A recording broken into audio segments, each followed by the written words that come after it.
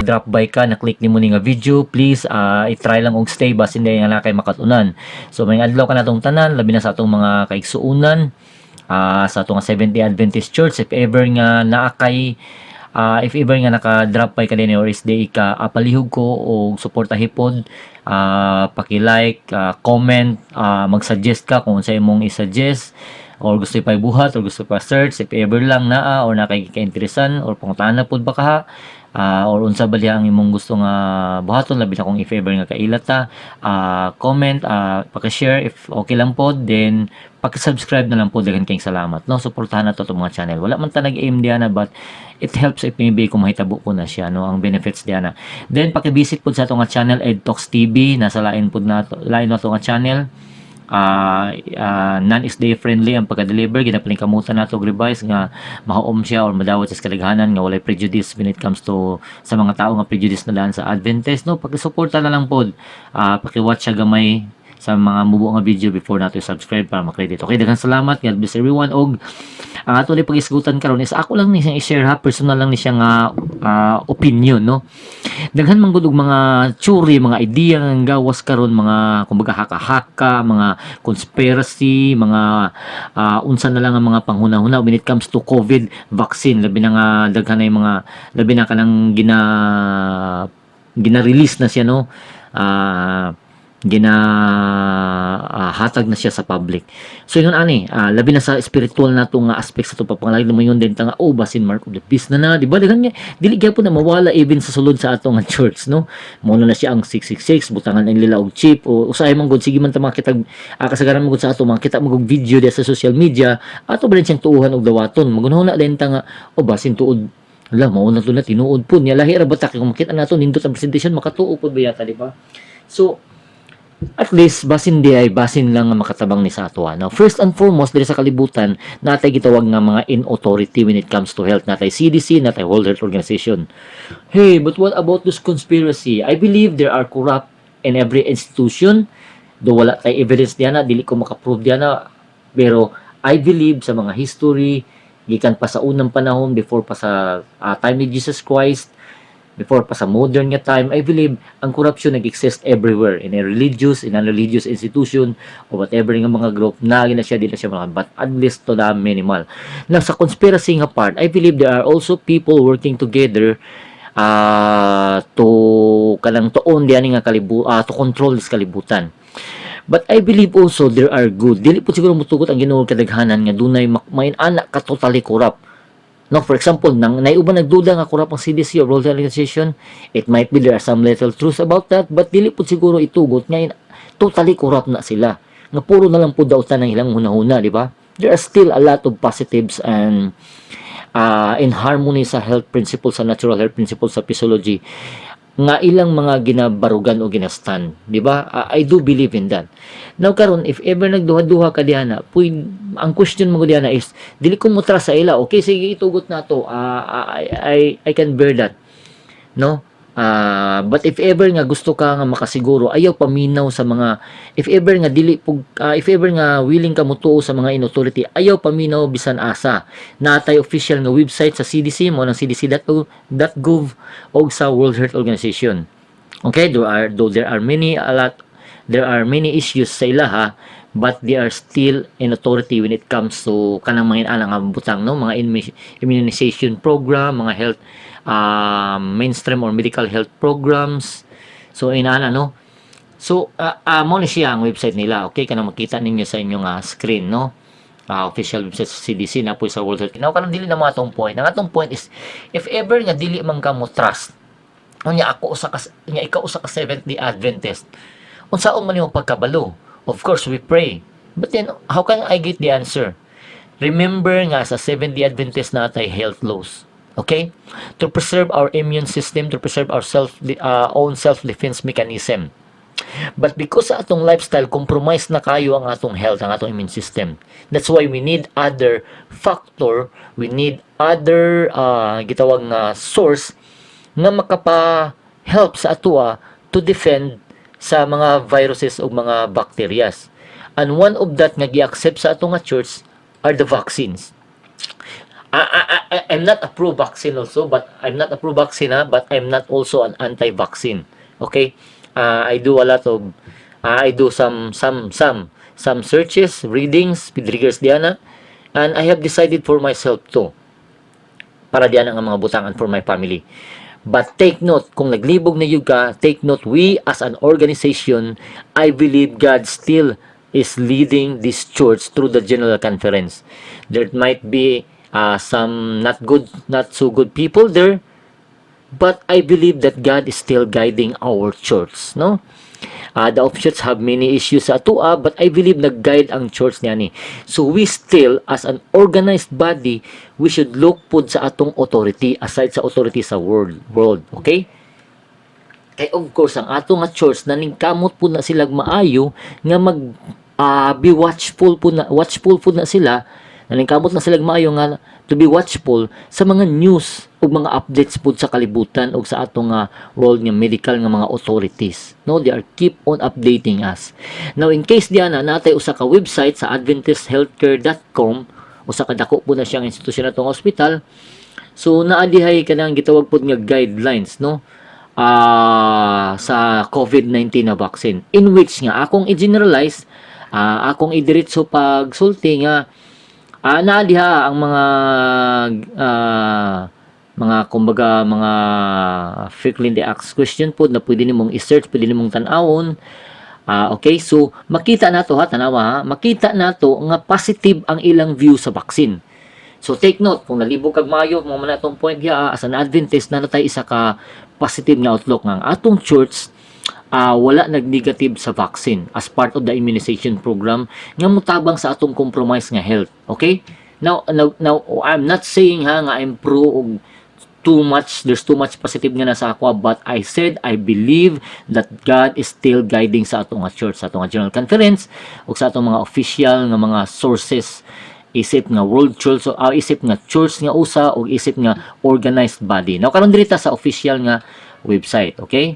Dito sa official nga website. Mao to siya sa Adventist Healthcare. Now, sa atong official nga website, no, mao ni siya atong official nga website sa atong World Church. Ug makita na nimo diha sa ubos nga part na adventist.org is the official website of 70 Adventist World Church. Meaning, they are the highest governing body in which nga pwede ta mukuha og decision. Wala na sila nagdictate sa atua, but they provide us a official information of kanang gitawag nga world view, but pasabot dili lang base sa usa ka tawo kundi sa usa ka body nga nag-study. Now take note, ang gisulti diha na tanawa we encourage responsible immunization vaccination and have no religious or faith-based reason. But pasabot dili ta moingon nga dili ko alang vaccine kay bawal na sa Bible. Dili ko alang vaccine kay sa Seventh Day Adventist Church dili mi diana. Madahot ang atong organization diana. Gilive na sa atong church sa individual. Okay? Because like a Mark Finley, di ba? Kung dili patungod sa hospital, sa mga synthetic nga mga ginagamit siya, dili ito ma-extend ang iyang kinabuhi or sa operation nga, surgery nga ighimo sa iyaha. I believe nga na surgical procedure nga nahitabo sa iyaha. Sa mga chronic diseases, lifestyle plays a vital role and we could rule out those diseases according sa mga expert, naturopathy, nasa mga natural nga mga treatment nga to change sa atong lifestyle. We don't need synthetic medicine. Basta kaya nato i-disiblan tanong kung galingon o masupply natong panginhanglan sa atong lawas scientifically speaking. But when it comes sa kaning acute na mga diseases, we need to follow the world nga gisuggest sa kalibutan sa atua, which is nga research based. But take note, take na ang stand sa ato nga individual, naa na sa ato nga church. But yun dia faith-based reason not to encourage our adherents to responsibly participate in protective and preventive programs. No, kanina we value health and safety of the population, which includes the maintenance of the herd immunity. Subot pasabot, that is ang ilang gipapasok is in which nga part ang vaccination. Okay? We are not the conscience of individual church member and recognize individual choices. So, diri mo sugod. Wala nag-dictate ang atong church nor nag-propose sila, but positive sila sa vaccine. Mura na itong gipon, kaya nalibog man katag, na may uban ng mga nalibog ug mayo, so positive sila sa vaccine. These are exercised by the individual. So naa na sa ato the choice not to be immunized is not and should not be seen as a dogma nor a doctrine of the Seventh-day Adventist Church. Diha ta, be careful. Kaya like sa ako as of now lang I choose not to be vaccinated, including sa family. But we also are researching for the mga guidelines, mga tips para ma-preserve nato ang atong lawas nga mabutang pud nato siya sa kanang igo siya or capable siya maka-defense. But I agree to some na gusto magpa-vaccine. Okay? Ang point diha is dili nato dalo ng atong church. Kay madaot man na makaingon ta nga atong church hilig og mga haka-haka dili ta willing sa mga research based, di ba? Mao lang na siya ang akong point nga sa atong basta kay atong gipakita nga ang atong General Conference, atong World Church is ni support sila sa kalibutan sa vaccination. But wala po nila gi-encourage nor wala po nila gi-discourage. Gilive na nila sa kanang gitawag nga individual nato nga choices. Kay giingon pa nila nato pa diyan, we are not the conscience of individual church members. It is up to us. Therefore, dili ta mo ingon nga nasa Bible, nasa SOP, nasa kay posible maka-doubt na sa atong church, so makahatod sa ma-conflict na nun tas kalibutan. Basta kay kung atong nahibalan, if sure manggaling ta, if basta kay ang ato, na atay gitawag nga new start. In which nga, kung ato ng kinabuhian, maybe, for chronic illnesses, we don't need any synthetic medicine. Providing that we follow strict guidelines sa natural nga way of living para mo supply sa ato nga lawas. Okay? So I believe there are many even non-Adventist nga nagabuhat niya na the Gerson Institute. Diba? There are many treatments nga gina-provide sa mga chronic illnesses nga naulian sila without single synthetic medicine. Diba? Because God's nature are powerful doctors. But there are some cases that we need also because tungod sa atong pag-abusar sa atong health. No? So if an individual choose to be vaccinated, it's fine and good for him. No? Because the mind also plays an important role sa atong well-being. If one choose not to be vaccinated, then we should respect also their views or opinion as long as we do not push those negativities. No? Rather, we should pray to God for our guidance. And I'm sure, ogisyon na ako sa inyo nga, mo ng Adventist.org official na to nga site. If nalibog ka, now here's the short answer, the General Conference is positive sa pag-support sa herd immunity or maintenance sa herd immunity or immunization program sa kalibutan. But wala sila nag-encourage nor discourage. O wala sila nag-ingon na nagmando although ga-encourage sila for health standard health protocols, but wala nila gi-mandatory. Pero wala po sila nag-discourage nga i-discourage na. It is left sa ato nga individual. Okay? So ato mang mabasa. Now take note para sa dugang pagyud nga resources references para sa imong confidence na atay gitawag nga official nga website pod. Pag may natay mga official nga mga links nga gihatag sa atong official nga website kay World Church man official man siya. So naalihaw ka ng Adventist News Network kana siya kanang okay, Adventist News Network. So addressing concerns, offering official counsel. So ato na siyang i-click, tanaw na to na siya. Okay? So ako na i-close So muna siya Adventist News Network. So vaccines addressing concerns official. So pwede na ninyo basahon para sa inyong kaugalingon yun, no? Kay para dili tayo na naiban magud makig-away na makiglalis na makag-debate na. So ato na siya nga i-consider og maayo kay posible makababag na sa truth. Take note ba ang ato ba yang right hand is health ba right hand para makapenetrate ang third angel's message, no? So remember na yung mga gisulti dira katong gisulti kanina. There are rumors and conspiracy theories that use COVID-19 vaccine as an interpretation or fulfillment of prophecy. I can assure you that if you read carefully the book of Revelation, nothing nga gisulti ang Revelation di ana. That is not part ang COVID-19 nga vaccine nga fulfillment. There's no such thing as COVID-19 as fulfillment sa prophecy nga labi na sa Revelation. So we ask the General Conference Biblical Research Institute for these comments in regards.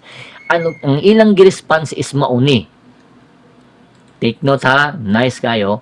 The global upheaval caused by COVID-19 pandemic has generated considerable speculation. Take note, speculation related sa mga end time nga events o misinterpretation sa Bible. Sumuna siyang nakakuha na dili kay nako basahon, but take note ha. Ang atong point, no, hold to the conviction that the end time controversy will be centered on the law of God and particularly of the fourth commandment, which nga warning sa third angel's message. Moreover, ang third angel's message will warn against the reception of the mark of the beast and will enlighten humankind on the issues involved. Remember that it is about the Sabbath issue. So there's no such thing as part diyan na except kung naka-violate na siya sa commandment sa Ginoo. May man sila son, naman lagi giingon son, nga kanang giingon na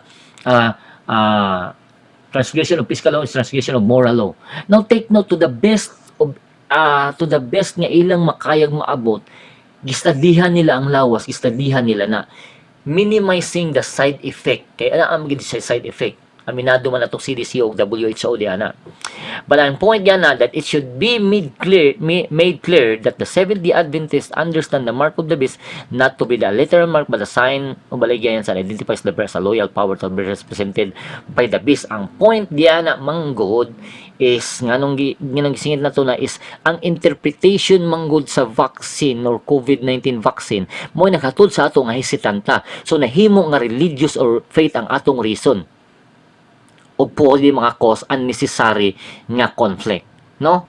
So mo na siya, no, ang speculations manggod nato kung dili ta sure, wala tay klaro ang atong sources, wala tay igong gibasehan ang atong source, wala tay klaro nga source, then ang kanang mga speculations manggod makahaka maghatod na sa word of God, sa pulong sa Ginoo or sa truth nga mabutang sa repute o makakos o confusion among sa mga sincere o mga less informed nga mga believers. Therefore, we should be careful in disseminating information. No? So, mo na siya. No? Kaya usahay manggod, gamito na nato ang vaccine para mo present og mga eschatological nga mga scenario or mga diya sa mga spiritual or sa kanang gitawag nga mga global nga mga proportion diyan na og gamiton para moupos na para sa bisis nga faulty nga interpretation sa scripture. Meaning, usahing uban maghisgot og mga end time events, musingit na ang COVID-19 vaccine, maghatod sa negativity na to, mao na ang resulta na faith-based reason na ang ato nga pagdili sa vaccine.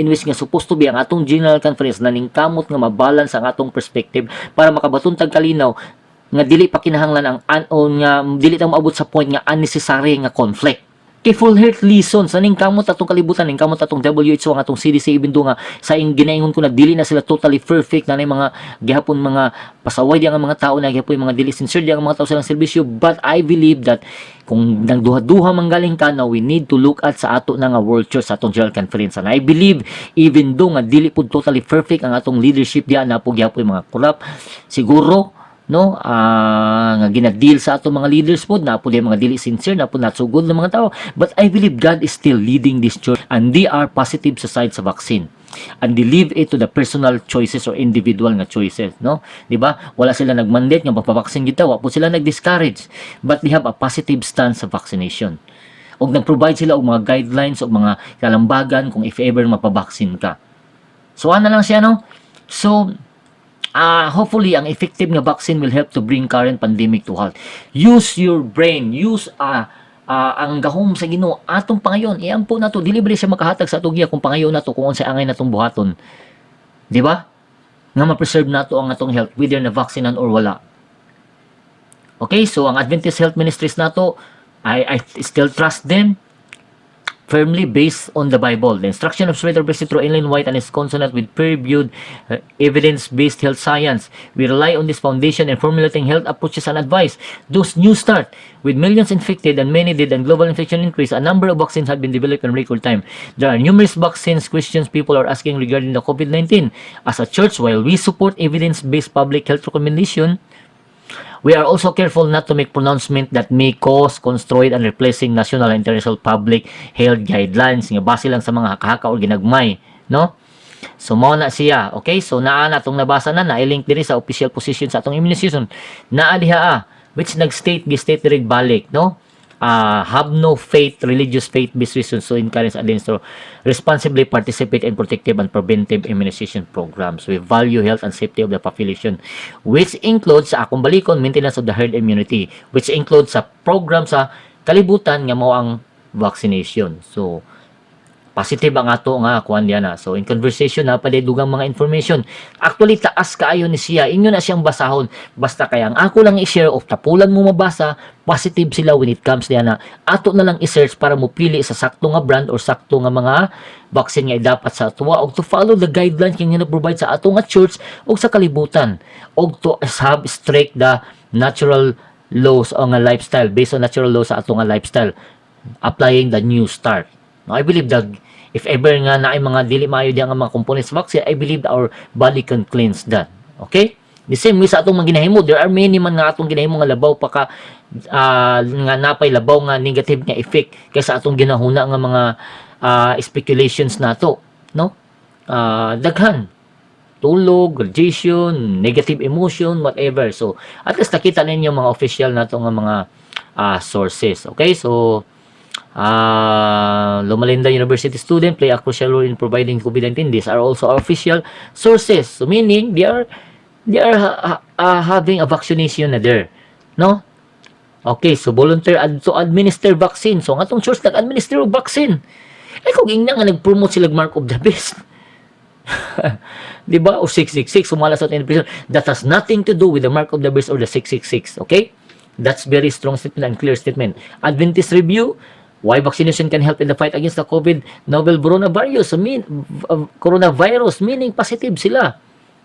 So as of now, I think dili na siya mawang issue nga dapat nato nga kagubtan nga makakos na noon og unnecessary nga kalihukan sa kalibutan against sa atua. No, we should pray about that matter.